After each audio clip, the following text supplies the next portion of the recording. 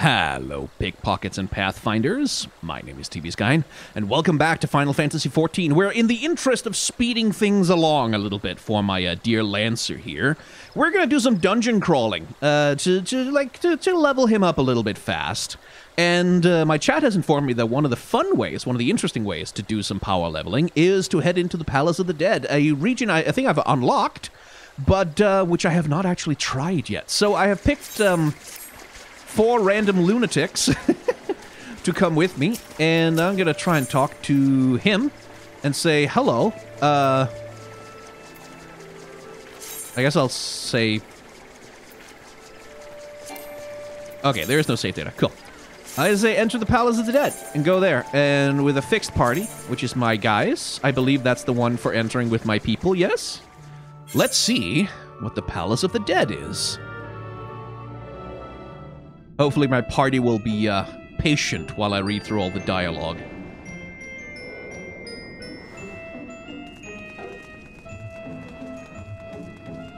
Okay, for a place called the Palace of the Dead, the music is quite cheerful. Also, you'll have to handle your hotbars. Oh, indeed. Oh, hello. Oh, this is all retro-themed. That's some nice music.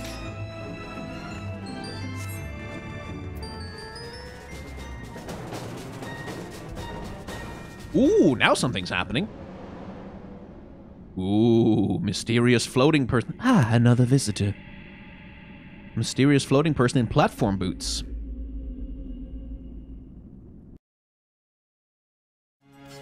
Okay, so now that I'm sort of in the flow of it, I can start to pay attention to what this place looks like, and it doesn't look like much, I gotta be honest. Like, in terms of the design of the place, there's not a lot here. It's mostly just corridors and corridors, where sort of insofar as there is an aesthetic direction to it, it's mostly just, like, it's a little bit... I mean, I guess it's in the same vein as, like, the Bloodborne Chalice dungeons, of all things to make a comparison to, but it's mostly like, sort of designed to give the impression of, oh, yes, once upon a time, a grand, beautiful... whatever of a place, but now in decay and like sort of fallen a little bit to ruins. Like we've got like tree roots bursting through the walls and like bricks falling out of the side and all that. But like, there's not really much of an attempt to like do world building or anything. Like doesn't seem to be trying to tell the story of the civilization that built this place.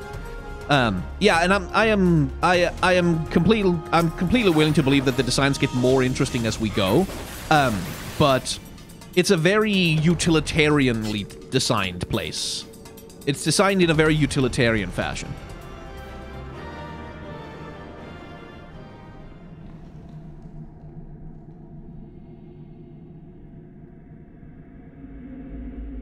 Oh, it's a goth waifu, is it? No, wait, hang on, wait. Wait, I recognize you.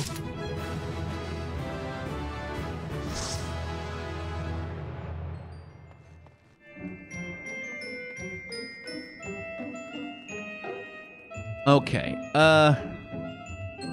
so it said something about...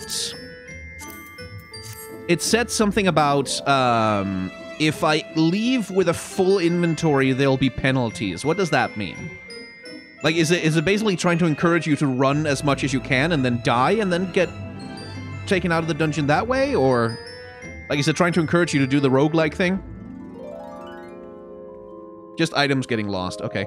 Mostly because I wouldn't mind jumping out and giving some other people a chance to run around in here with me.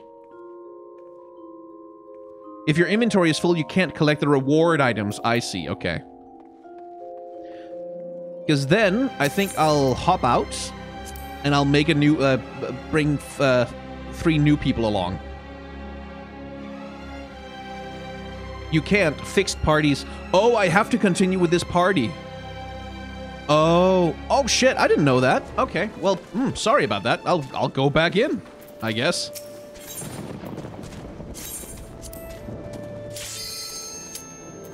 Well, doi. You should do 1 party to floor 50. Alright. Well, that's a little lame. It would have been nice if you could just, like, go with random people. like, or go with new people each time. Okay. So, slightly different area sensibility on the design here.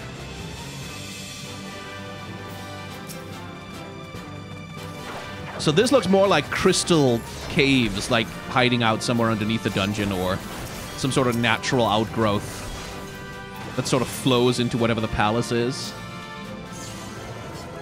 Which makes sense. La la la. You can do that if you use matchmaking. Yeah, but it'd be nice if you could just have like a bunch of friends and like do random parties with each other. Instead of like without having to all queue up at the same time. Oh, okay. Well, we're pacified and silent now.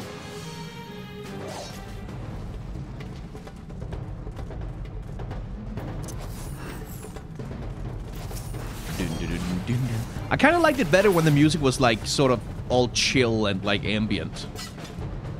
This tense like dun dun dun dun dun.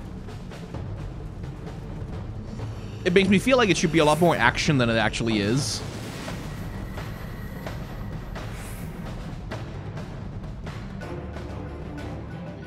Randomized music will do that to it. Yeah. Wait, what? Spurge?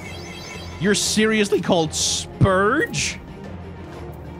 Spurge. Hello, I'm Spurge. I'm big and scary. I'm called Spurge. Really?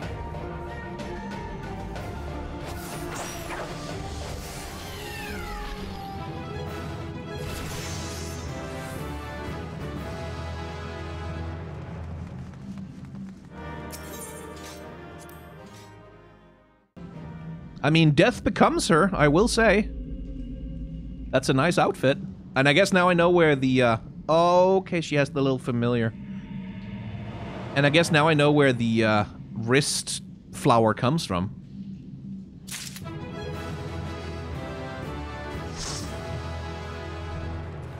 Yay! And now I'm level 17 Lancer. Hooray!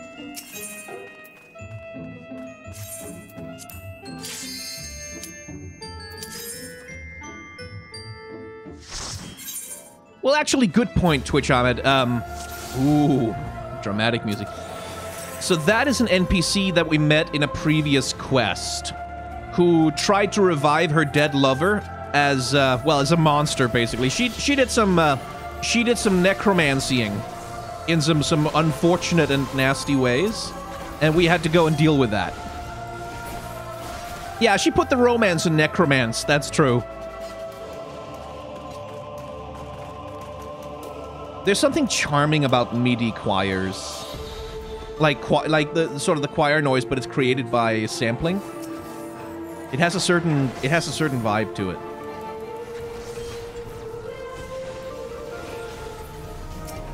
Yeah, there's not much to say about this, really. This is very much just like run through the thing, kill the monsters, do the stuff, get leveled up, acquire stuff. It's very sort of satisfying in a in like a watch the numbers go up kind of way. Like, leveling up every 2 minutes is kind of satisfying. Also a little annoying with the fanfare playing all the time, but still. It's Cookie Clicker in Final Fantasy XIV, yeah. That's very much the vibe I get. I would imagine, like, unless you're on the higher levels, I would also imagine that this doesn't really make very great stream content as a whole, frankly. Just because it is by the nature of the thing very repetitive and very varied. Like, the most entertaining thing that's been happening so far is the landmines. Just my uncanny ability to find them. A talent hitherto unexplored. You'd have to do some weird arbitrary challenge to make this more interesting on stream. Yeah, basically. Like, as a one-person run, for example. Or, like, no items or whatever. Like, there'd be ways to make it... There would be ways to make it interesting, I'm sure. The solo run to 100, no dying, unlocks the Lonely Explorer title. Getting to floor 200 unlocks the Necromancer. Okay. Certain jobs are considered even more difficult to get to on top with no deaths. Yeah, I would imagine, like, anything that can't self-heal would have trouble, I would imagine. Actually, healers are the worst because of the lowest damage. That makes sense. But I mean, like, something like, for example, like the Marauder, the Warrior can self-heal. Like, the Warrior has some options for self-healing. Although I would imagine, like, to be fair, I haven't played a lot of classes. Maybe they all do. Warrior is the most OP in Deep Dungeon. Warrior mainly struggles with a 60-minute time limit. Oh, no. 60 minutes per floor? Oh, for 10 floors. Oh, I see. I was like, if it struggles to do one floor in an hour, that sounds like the sausage of death to me. But yeah, I can definitely see how people get sucked into this for like hours and hours. Like, I can see how this is a huge time sink thing to play around with, especially if there's like rare rewards upon repetition. Like, this is sort of very satisfying to like this does scratch a good brain itch of like that balance between like getting lots of stuff and like doing repetitive actions that make a number increase and a bar go up. As was said in chat, literally cookie clicker for Final Fantasy XIV kind of thing. Same kind of, little bit of the same kind of vibe. Although more involved and interested. People have made a science out of Palace of the Dead mechanics. Okay. I would, yeah, again, like, I'm sure someone with a spreadsheet and like a lot of patience has figured out like how to optimize every aspect of it. What the hell? What? What? What is happening? Why are there a monster?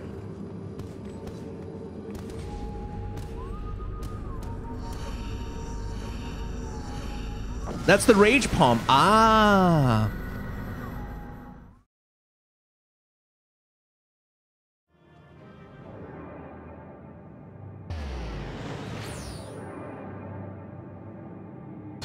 She really is just haunting. Doing the ghostly thing.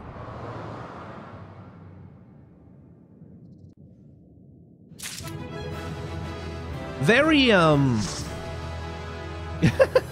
glow sticks. Very, what's it called?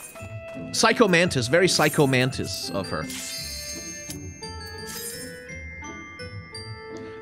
Who hasn't gone to the depths of a chthonic dungeon with the decapitated and shrunken head of their boyfriend when they were young and romantic at heart? Yeah, like, we can't judge her too harshly, you know. The indiscretions of youth, you know, we're all young once. Nah, I went straight to old and bitter from a child. I mean, that's also relatable, to be honest.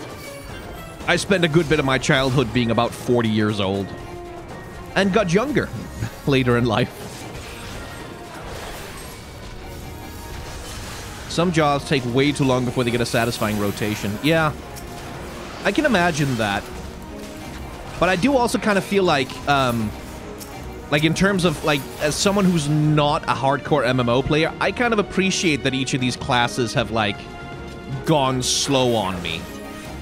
And not introduced, introduced their mechanics quite slowly. So that I have time to get used to each of them. And figure out what they do. But I can well imagine that, like, yeah, as someone said in chat, like, going into something that's lower level than your full level character has been annoying for me as well, because I'm like, no, but I have this whole rotation in my head that I keep doing with my fingers and it doesn't work. It's annoying. Dragoon is easy and fun, but it has a lot of buttons. Some that will probably disappear when they get integrated into a single ability combo when they get reworked. Yeah. Final Fantasy XIV is older, so they sink everything down, which means losing skills, and a lot of people hate it. Yeah, I can imagine that too, but again, like, as something other than a hardcore player, I just appreciate that. I just think that's good. But mostly, I'm not really in this for a mechanical challenge. As such, like, I'm not here to learn, like, a complicated set of ability rotations with like conditionals and back and forth depending on what's happening kind of thing. That's just not really my style of play. So for me, that sounds completely fine. But I would imagine like for like people who really enjoy like the high level mechanical execution of like managing all your cooldowns and your rotations, I can see why that would be like an annoying thing to lose. It was done and they changed it back because people complained. Huh. But yeah, I do imagine also that that's a really complicated game design problem. Like trying to downscale the number of abilities, but try to still keep the player's ability to do damage or to affect opponents the same. Because that means either nerfing opponents or buffing skills or doing all kinds of other fuckery, I would imagine. Like, that seems like a lot of spreadsheets you'd have to... Oh my god! Landmines!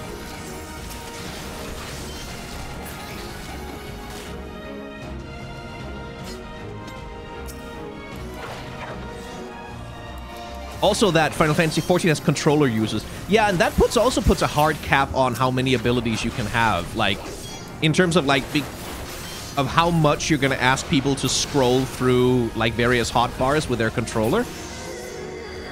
Like, that's a different thing than being able to assign everything to a button on a keyboard. And that's actually a thing, like, in terms of the environment design as we've gone further down, it's getting a little bit more eldritch. Or at least certainly these sets of floors are. Like a little bit more of like you're traveling down into a nightmare kind of vibe. And it's especially like the pink lighting and the purple that's doing it here, because like there's not that much change in terms of the architecture. But the colors have gotten more vivid and weird. And then we go right back to something way more neutral. Okay, well, just throw my point back in my face. Well, yeah. Oh, okay, no, there we go. Weird light still there. Oh, Nightmare Catoblepas. I thought it said Nightmare Catboy, and I was like, oh. But yeah, I think I'll play Palace of the Dead till floor 50, as people recommended. Is the plan anyway, and then I think I'll cut the stream. I have a tabletop game in like 6 hours. So not soon, but I do want to have a nap beforehand because it's getting kind of late. I think Nightmare Catboy is what you get on some servers. Yeah, I'm sure. What tabletop game am I playing? It is a Dungeons & Dragons game. 5th edition.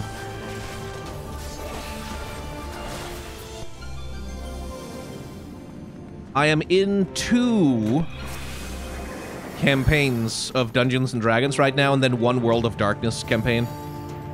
I feel obligated to spread the good word of Pathfinder. Yeah, I've heard good things about Pathfinder. And I wouldn't mind playing it at some point or another. Am I a Tactics Ogre fan?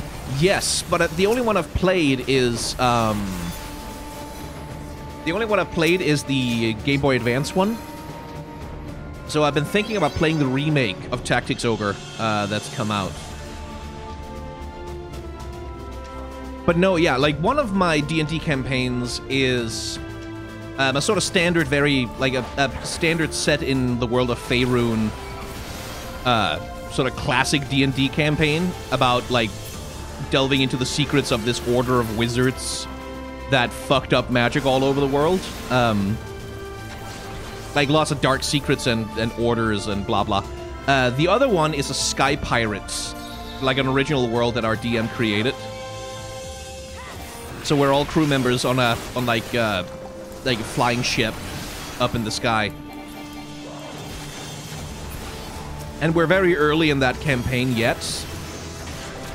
But the vibe of it so far is that we're gonna have to get our own ship, which is difficult. Like right now we're under contract on someone else's ship. We'll have to get a hold of our own ship and go follow a map that we found on a dead body that was marooned out in the open sky on like a buoy that was hanging out in the air. And they had a treasure map on them and like some really excited notes about, I have found the legendary thing of whatever. And so now my character is certainly interested in getting towards that. Ooh, ghosty, spoopy boy. And yeah, in the Sky Pirate campaign, I am playing a rogue swashbuckler. I'm playing a rogue swashbuckler, and I'm building him specifically to be... I'm playing him as a lizard folk, because they get natural armor that, along with the dexterity bonus from a rogue, like, that you get up to, will let me get to... Like, will let me have, like, a decent armor class. I'm like, level 3, and I've got armor class 17 with no magic items or anything, which is, like, decent for a rogue. And then I'm gonna take, a feat to get some of the Battlemaster maneuvers on him. Specifically ones that allow him to increase his AC with reactions and avoid damage. That's kind of where I'm building. I'm building him to be, like, a sort of Sky Pirate captain, like, flashy, swashbuckling, loves to get into one-on-one duels with enemies kind of guy. But for now, he's still just like working as a technician in the airships. They're mechanical sort of steampunk airships. So there's lots of like dials and mechanical stuff to turn and like things like that. And our DM is making us do skill checks when we sail somewhere. Like how well are we performing our roles as the crew? That sort of determines how well the ship does when there's a combat encounter. Or when we're, like, trying to navigate treacherous waters. Or treacherous skies, I guess. Don't kill the level 50 boss too quick. That one has fully unique music. Okay, well. I'll let people know not to... I mean, I guess I can't set it to minimum eye level down here. Sounds like a fun DM. Oh, yeah, he's great. Like, our DM is great. He's fantastically creative. He's a game designer. Like, he literally works at, well, he used to work at Riot. I don't know that he's still... Yeah, I probably shouldn't talk about what studio he's at. But yeah, like my groups are very roleplay heavy. All of my TTRPG groups are very roleplay heavy. Like, we're all much more interested in playing our characters against each other socially. Like, than combat necessarily. Like, in the World of Darkness... Oh my god, a fucking landmine again. In the World of Darkness campaign that I'm in, it's set in, like, the La Belle Époque, France, which is, like, the 1890s. And we're, like, this small group of weirdos, like, of strange weirdos who've sort of encountered the supernatural. And we've been recruited by a secret society of supernatural investigators to sort of help deal with supernatural occurrences all across Paris in the 1890s. So, for example, the 1890s is when the metro, like when the Paris Underground is being built, and it's being built through the catacombs that lie beneath Paris, right? Like where hundreds of thousands of dead corpses are stored. And so obviously that shit is just absolutely fucking full of ghosts. So one of our long-term missions is to find a way to calm the ghosts of the catacombs of Paris so that the subway can be built. And that's been fucking amazing, because, like, the Underworld, the way that our DM is playing it, like, the Underworld is sort of this psychic ghost space, right?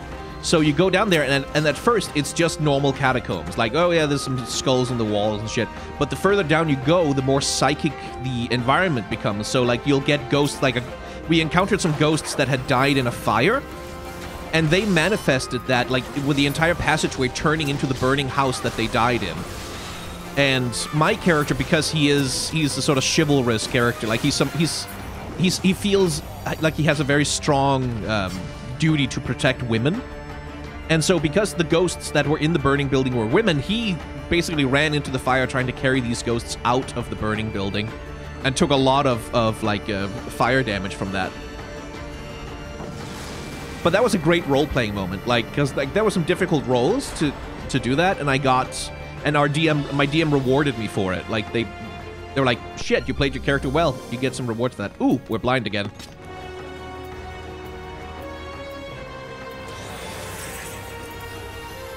We're still blind.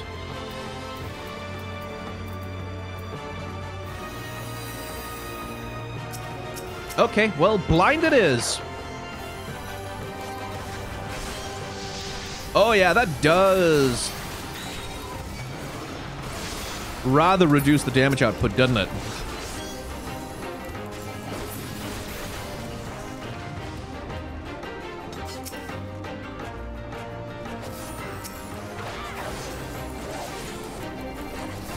But no, yeah, I play in some fantastic campaigns. Like, my friends are extremely good DMs, and it's made me want to DM a lot. Like I've been building an idea in my head of a campaign that might be fun to run. And specifically, like in case you're wondering, yes, as videos, like as content, as maybe as a stream thing or something. Because the idea I have specifically is like built around the idea that there can be like you can have new players every week, and that still kind of works with the setting. Like it's okay if the players change from week to week, which would make it somewhat easier to organize for the purposes of a stream. The new Critical Role, I doubt it. I have never DM'd a goddamn thing in my life before, so... And another detonator. There would be a learning curve.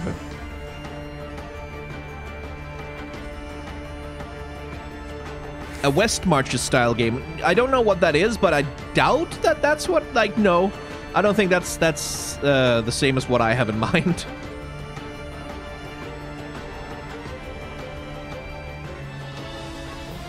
Because I have a thing in mind, like specifically a thing that like where if you have new players every week, there would be like a hook for them to role play against. Like it has a very specific hook that they can role play against, so you could actually have someone like resolve a character arc in one session if they know exactly what they want to do. That should be like like a 6-hour session maybe, but like that should theoretically be possible for like a character to sort of enter, have a narrative arc, and leave. Theoretically, like that depends a lot on a lot of things. Obviously, like that's not something I'm necessarily confident about, but that's the idea, that it would be possible to create arcs for characters so that they can come and go in ways that are satisfying and resolved. As the current DM of my campaign, I found that not getting too caught up in the world building is the best thing you can do. Yeah, I'm not building a lot of world around, like the idea that I have is one that has like one central premise, and it's all built around one central location, like where everything happens. So it is one that that involves a bit of railroading the player. Like it's one like you can't just leave the location and go, oh yes, my player wants to travel to this other place. Like no, they're confined to the specific location that I have in mind, but for good reason.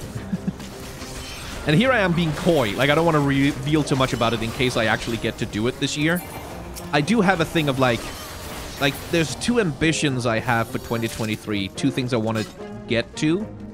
Like I want to get to do, and one of them is to DM some games. Not necessarily a whole campaign, not necessarily a whole like years-long actual play series or whatever, but just DM some games, like at least some one-shots or something. Just tell the players that this is a campaign. Yeah, like obviously you establish that with your players. Like it's not something I'd spring on someone. You have a session 0, you talk to them, like you sort of let them know how the campaign you want to run is, so that they can sort of adjust their characters and adjust like what they want to do according to that, like make a decision about whether that's the kind of campaign they want to play. Because like the idea I have in mind is something that definitely works on paper, right? But you know, no plan survives contact with the enemy. Like as like what I've learned from watching my friends DM is like that no matter what you do, you have to improvise. Like you have to improvise around what your players want, what your players do, and what they want to do with their characters, because that's substantially more important, frankly, than what the DM wants to do with them. Like, I feel like the DM's job is to facilitate a good campaign for the players, right? Like, the DM's job is to create the circumstances under which the players can just get to do great shit. Right? They get to feel powerful, or they get to feel scared. or they get to inhabit a fantasy of some kind, like whether it's a power fantasy or a romantic fantasy or whatever it may be.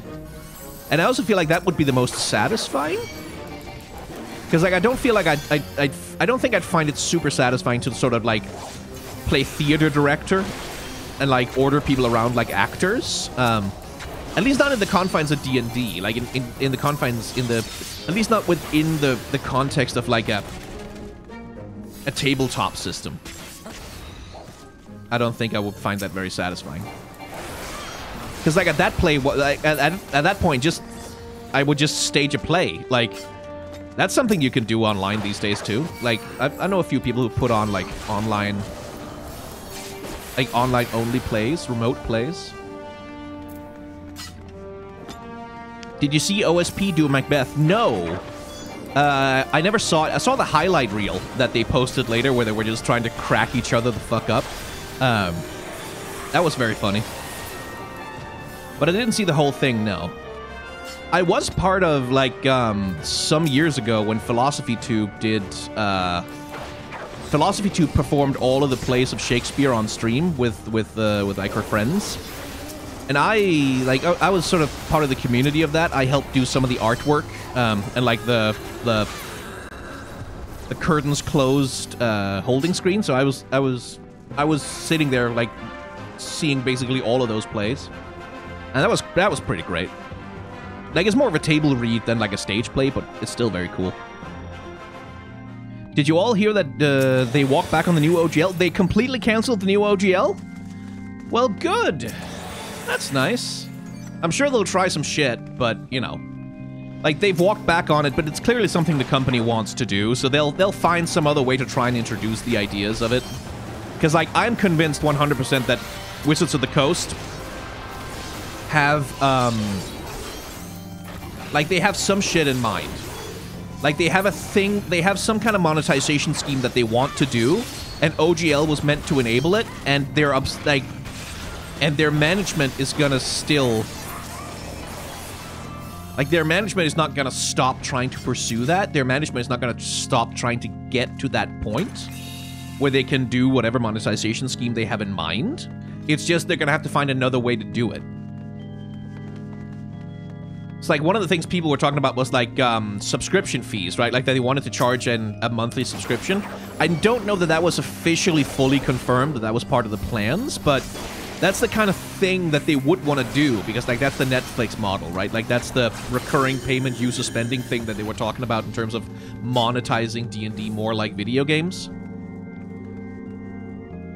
Like, and I feel like that's where they're trying to go. Like, I feel like that's what they're trying to do, is they're trying to find some way...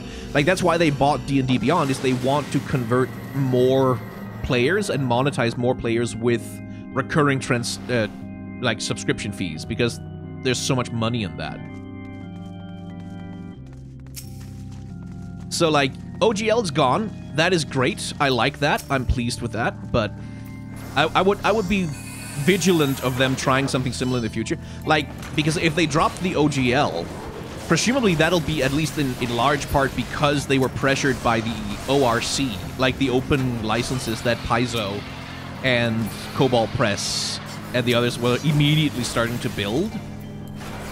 Because, like, what they gave to those companies is, like, this complete opportunity to pull the rug out from under them, and they see that. Like, I think they saw that, oh shit, like, our entire business model is about to be usurped. And that's why they backed off on it, is to sort of avoid losing the market dominance that they have with 5e right now.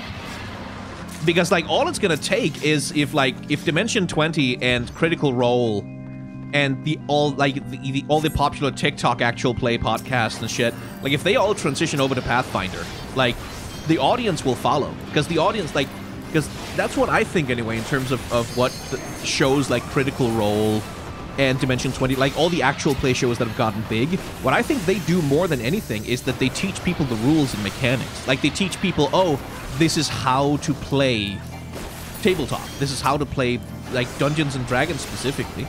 But just, like, this is how to put this kind of thing together. Like, they smooth over so much of the awkward, I don't know how to do this. Like, as you watch people play it, Like, that sort of gives you the parasocial experience of playing it as well.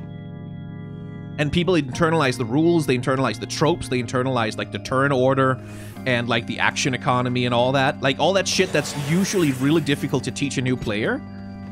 I feel like actual play podcasts do a lot to smooth that over, to make that much less intimidating to new players. So, like, I don't think necessarily that, like, you could say that Critical Role is the key to Dungeons & Dragons' success. Like, they're responsible for the resurgence that it's had or whatever.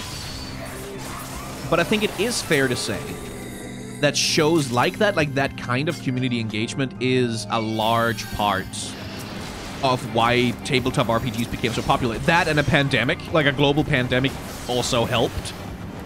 People stuck inside their homes, like, desperate for some kind of... Because I know, for myself anyway, that the campaign I played throughout, like, throughout lockdown and the early parts of, from 2020 to 2022, basically to the end of 2021-ish, that saved my fucking life during lockdown. Anyway...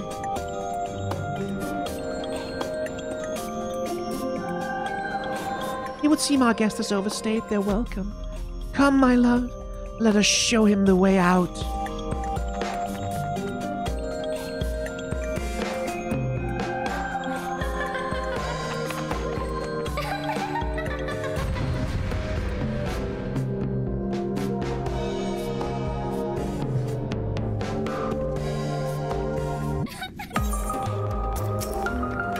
Okay, well, let's try and extend the fight then. Edda Black Bosom. Let's try and extend the fight to hear the music then.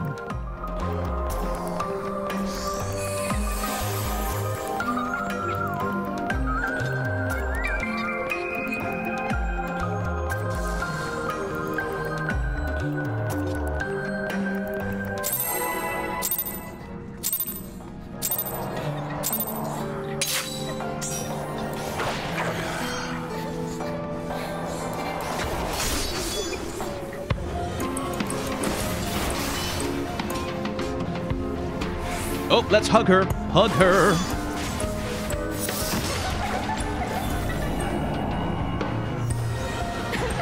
Black honeymoon.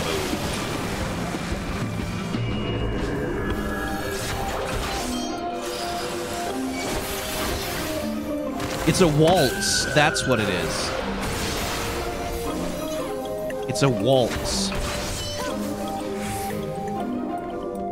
That's why. That makes sense. Like, it's a bridal waltz, essentially.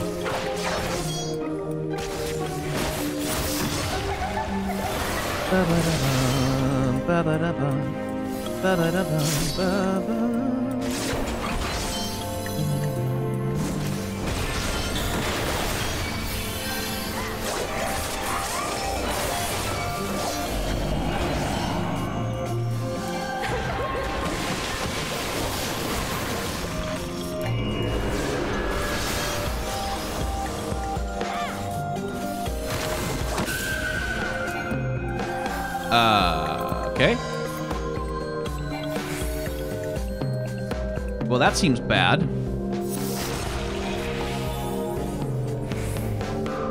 I got lucky.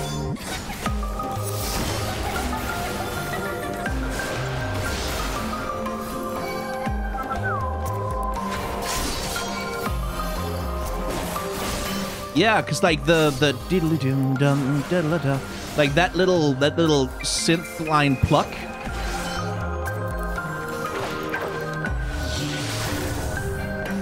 Like that gives it a sort of whimsical nature, like which sort of goes with her sort of deranged laughing thing that she's got going on. And then you get like those little touches of choir, like whoa, which like adds to the ghostly.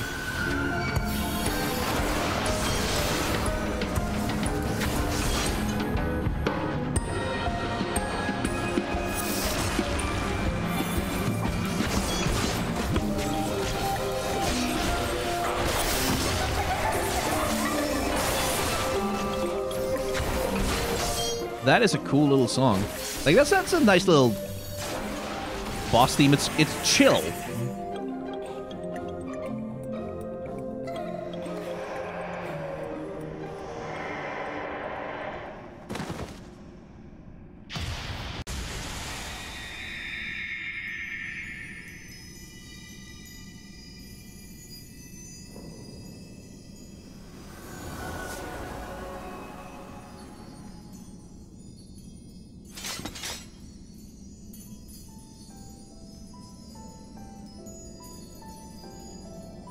Oh, Brick.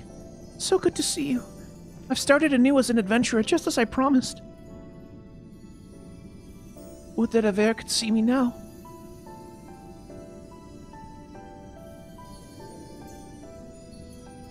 But how did I come to be in this place? I remember falling and a robed figure.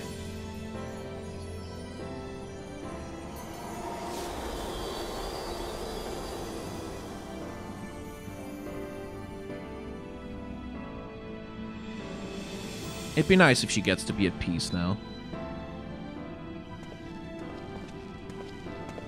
Oh, the ring. Of course.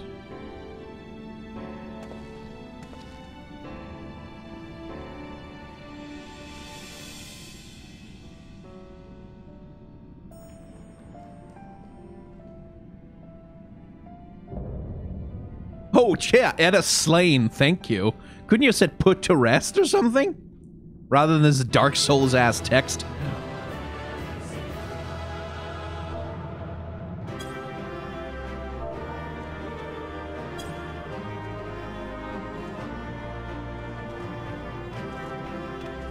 Well, sweet.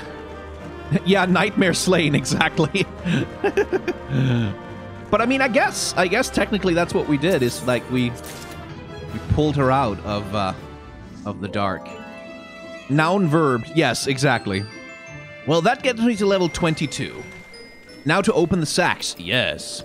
What was that? That was you, right?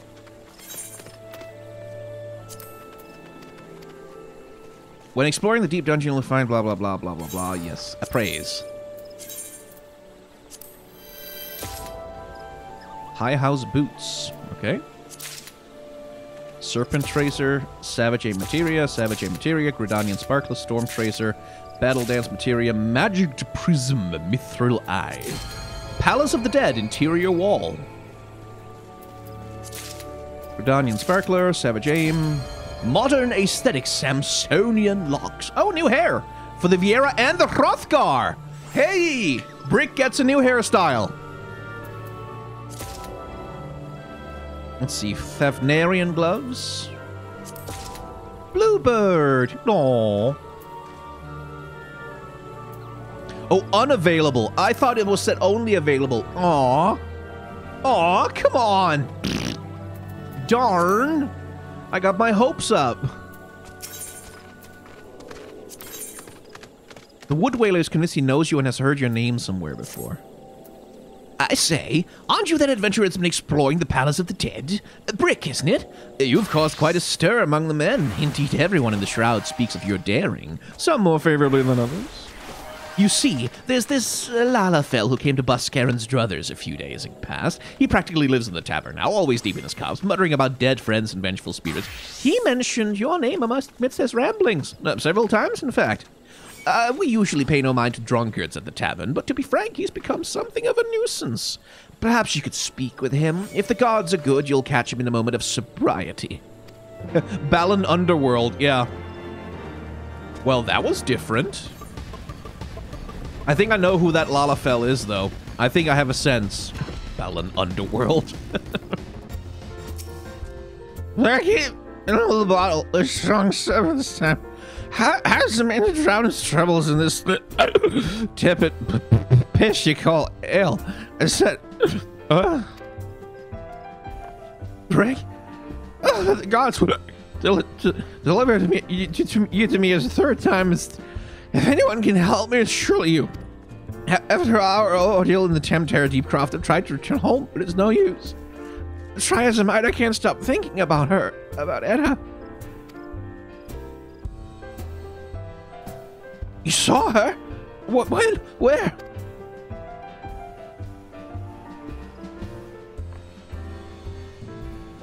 This is her engagement ring. I recognized the design anywhere. She'd always keep this in her breast pocket for fear it would get dirty on our outings. Strange that it would find its way back to you. Back to this place. I realize this is sudden, but would you accompany me to the bridge just outside? I'd like you to help me with something.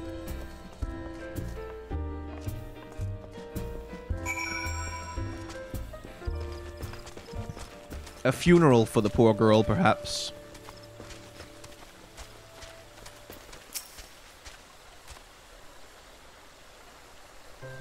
Oh, that's the Heavensward acceptance quest sound. Ah. Thank you for coming. I thought my heart would burst from my chest when I laid eyes on that ring. Would that I could forget the horrors of that damnable crypt. It seems the best I can do is drown them in ale. Perhaps this is punishment for the way we treated her. Every night when I close my eyes, I can still see them. Edda with her ghastly grin, and that abomination she dared to call a Vare. The dream is always the same. We wish to return home, they tell me. I fear if I don't grant this request, it'll haunt me to my dying day. My first thought was to hold a small remembrance service of sorts to honor them. Then I asked myself, what good would that do without bodies, or even a keepsake? Then I remembered their engagement rings, a symbol of their innocence and purity, a time before this calamity befell them. With those in hand, I could do my part to put their souls to rest. Of course, that would have meant returning to that awful place to seek out and retrieve the ring from her. I cursed myself for running away the last time we met. If I'd stayed with you at my side, perhaps I could have found the courage to try. Yet, fate has conspired to bring you here, and with Edda's ring. Now we need only find a Vares to complete the set.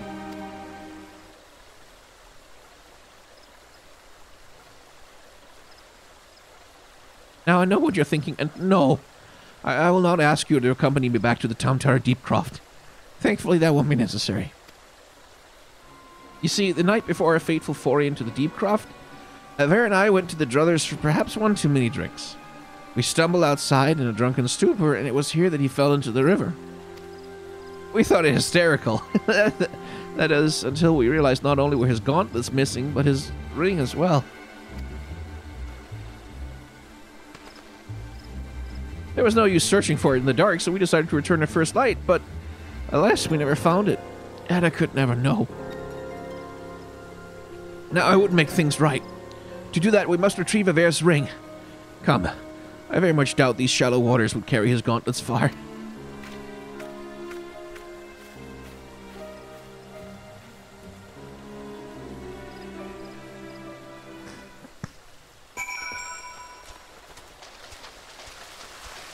Okay.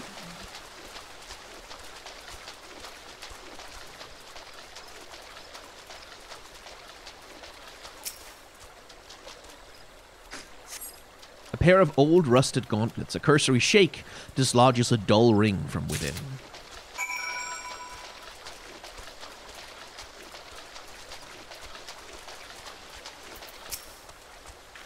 You found his gauntlets? Truly? What of the ring? Please tell me it was still inside. Yes! Yes, this is it! Ah, now all that remains is to find a place where we might lay their rings, and hopefully their spirits to rest. Perhaps Limsa Lominsa. It was, after all, where we all met. What could be better than a beautiful view of the maritime city where their love first blossomed? I can think of no better place than Summerford. Meet me near the top of the skylift. I know a nice little spot with a beautiful view of Limsa.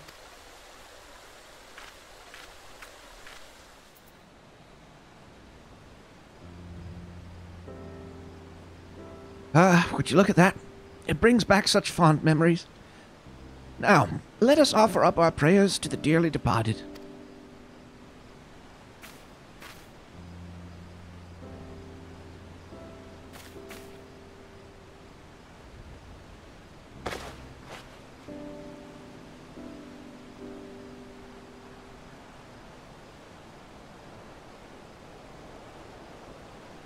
Even in death they suffered together, down there in the dark. Avare, Edda, I pray you sleep, and finally know true peace. And with that, I believe we're finished here. Already I can feel a great weight has been lifted from my mind.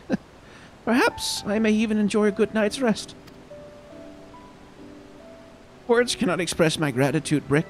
You've seen me through much, and shown me what it means to be an adventurer. Our party lacked unity and paid dearly for it. No one should suffer as they did. And I'll do all I can to see other would-be heroes do not succumb to the same fate.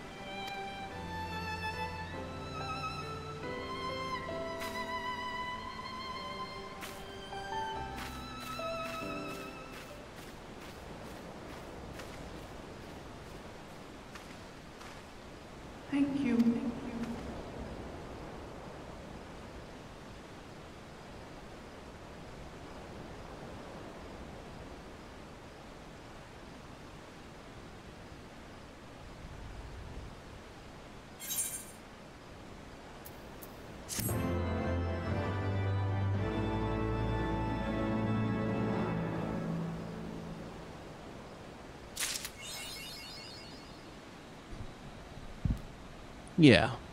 That's a good little send-off for them. And hopefully, that'll be the last time they haunt the world.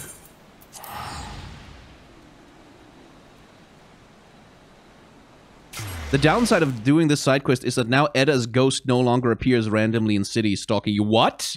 It used to do that? Cool. She wouldn't be such a good stalker if she got caught. This is true. Oh, hey, Ayalo. What you doing?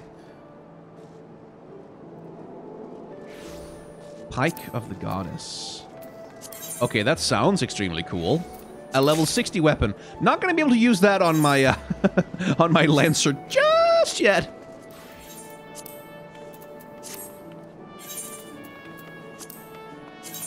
But, ooh. Oh, that's fancy.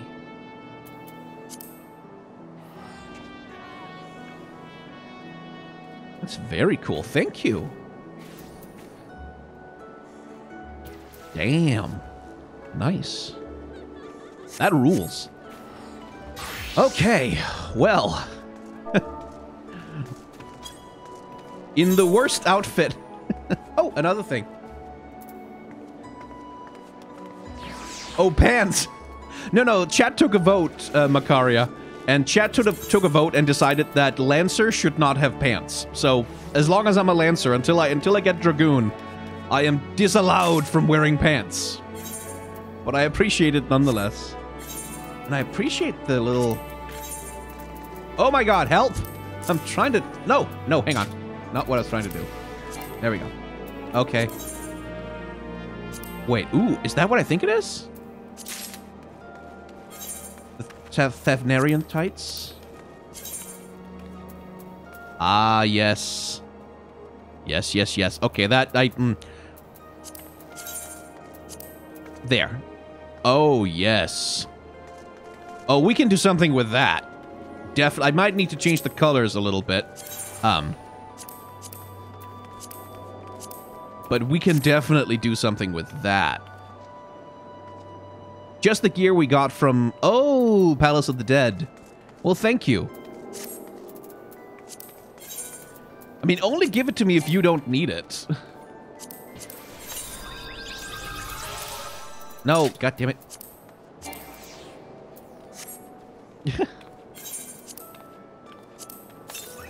Yoink. There we go.